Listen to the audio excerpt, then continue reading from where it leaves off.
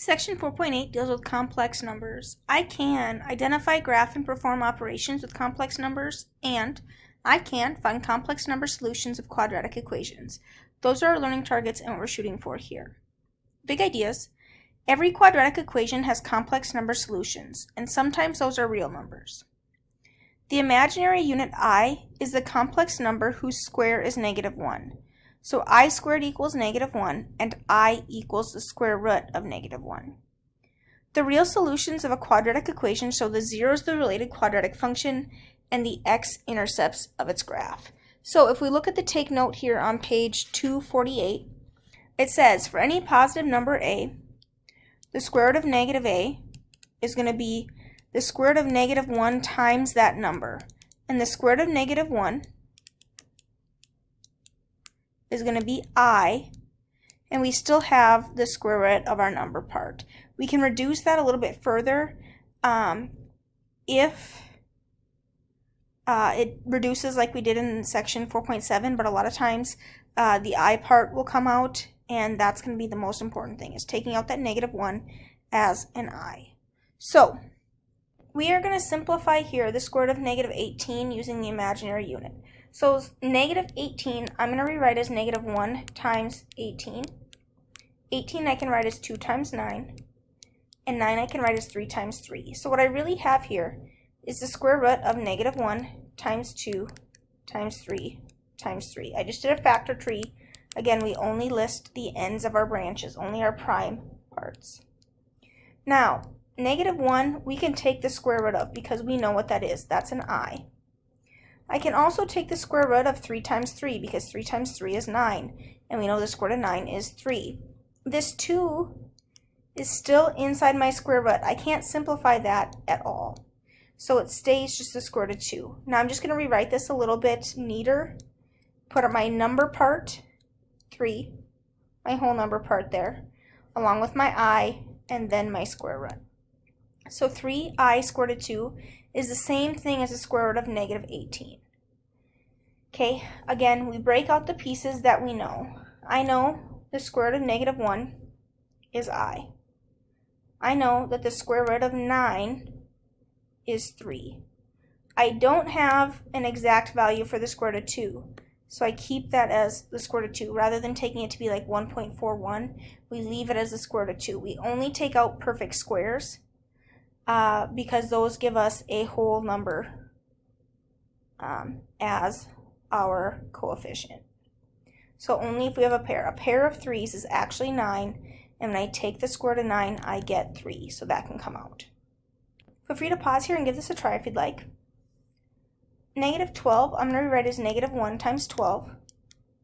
12 is 2 times 6, and 6 is 2 times 3.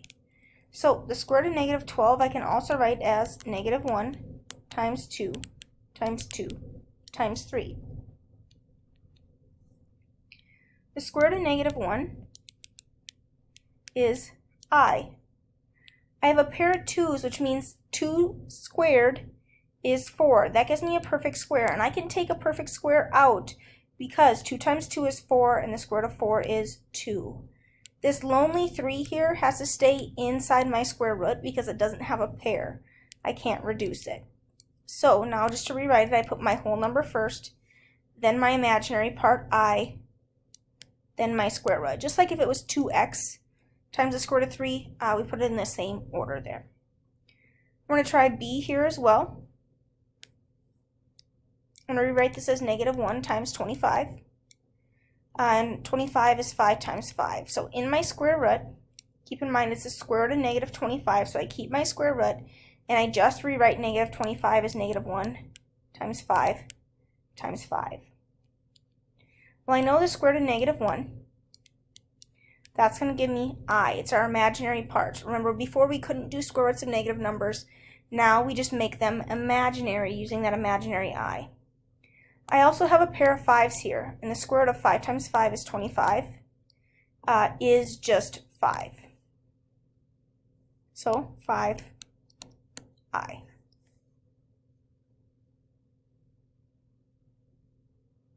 And we're going to try the same thing here with c. -7 is just -1 times 7. 7 is prime. So I have the square root of negative 1 times 7. I can't break it down any further, but what I can do is I can take the square root of negative 1, which gives me I, and I still have a 7 inside my square root. So that stays. It's just I square root of 7. And that's how we simplify our radicals that are imaginary, so square roots of negative numbers. An imaginary number is any number of the form a plus bi, where a and b are real numbers and b is not equal to 0. Imaginary numbers and real numbers together make up the set of complex numbers. So there's a take note on page 249. We can write complex numbers in the form a plus bi. A is the real part and b is the imaginary part. If a equals 0, then the number can be called a pure imaginary number. So again, complex numbers are now going to be every number you know. Every number that you've ever known before was a real number. Now we're adding imaginary numbers. So instead of having just our real part, we're going to have an imaginary part as well, that bi. Pure imaginary numbers don't have a real part, they're just an imaginary part. So like 5i, for example. In the complex number system, the point AB represents the complex number a plus bi.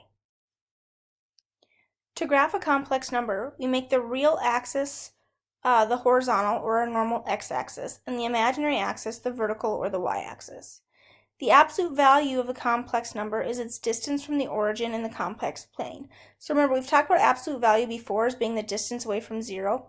Same idea here. So if we have an imaginary point plotted here, in order to find our absolute value, okay, it's going to be like finding our hypotenuse. So it's going to be our a value squared, b value squared equals c squared in a right triangle. So absolute value of our complex number is going to be the square root of a squared plus b squared. Again, that comes from our Pythagorean theorem. We're finding the hypotenuse. We're finding the distance away from 0. Because remember, absolute value is a distance. So here we're going to graph each number and find the absolute value. So to graph it, my a value is negative 5. My b value is 3. Remember, this is a plus bi. So my ordered pair is negative 5, 3. So I label my axes real and imaginary, and I go to negative 5, 3. That is the graph of negative 5 plus 3i. Now, to find the absolute value of negative 5 plus 3i, I take the square root of a squared plus b squared, which here we said was negative 5, and b was 3. And that comes from the fact that my b value is 3 away, my a value is 5 away, and we're looking for the distance in between, that hypotenuse.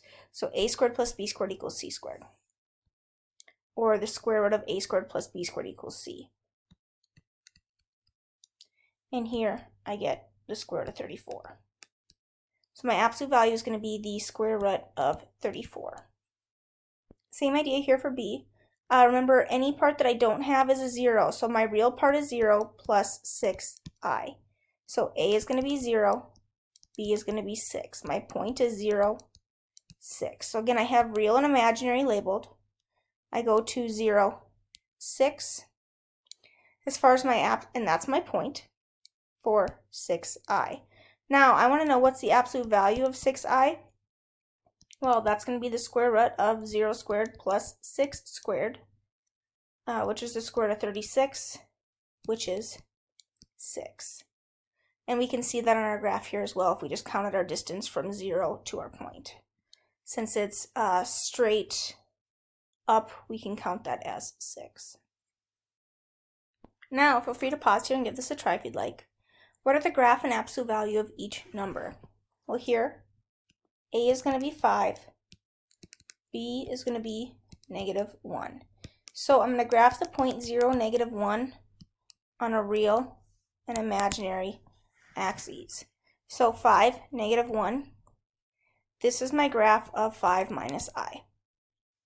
Now, to find the absolute value of 5 minus I is going to be the square root of a squared plus b squared.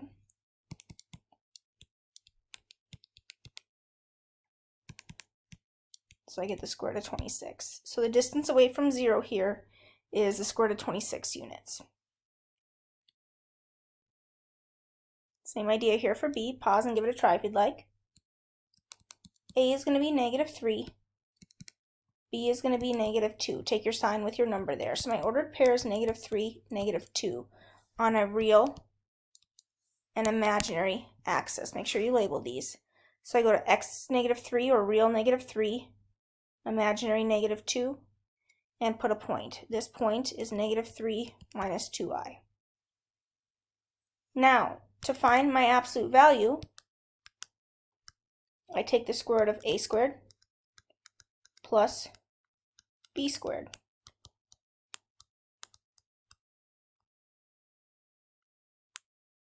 And I get the square root of 13.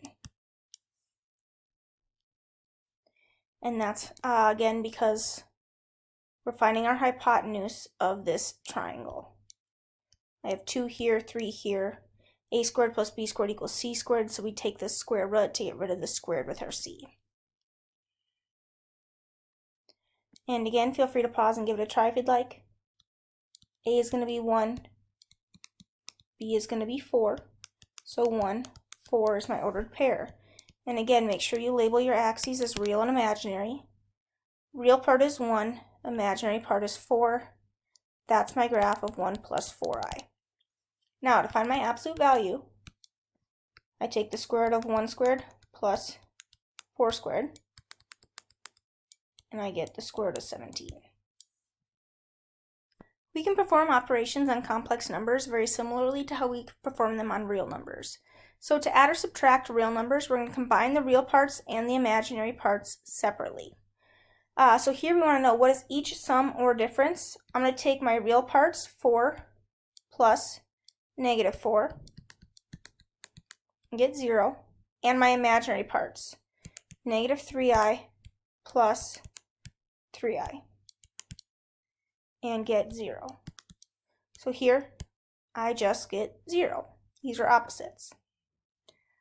Here, I'm going to take my real part minus real part, and my imaginary part minus my imaginary part.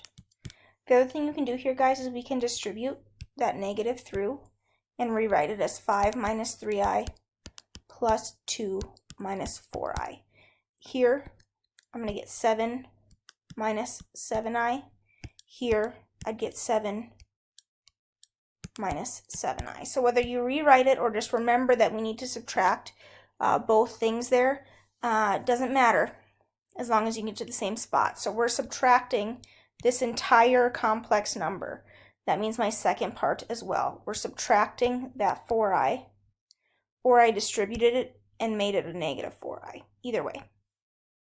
Now, feel free to pause here and give this a try if you'd like.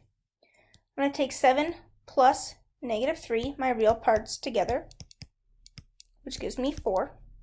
Then I'm going to take my imaginary parts together, -2i plus I, which gives me -1i. 4 minus I. Here, I'm going to go ahead and distribute so that I don't forget to subtract both pieces. So 1 plus 5i, and here's positive, so it's like we distributed a positive, but we don't need to actually write that out. -3i plus 2i. We take the opposite of this entire thing, so positive becomes negative, negative becomes positive. 1 minus 3 gives me -2. 5i plus 2i gives me 7i. Same idea here. I'm going to distribute.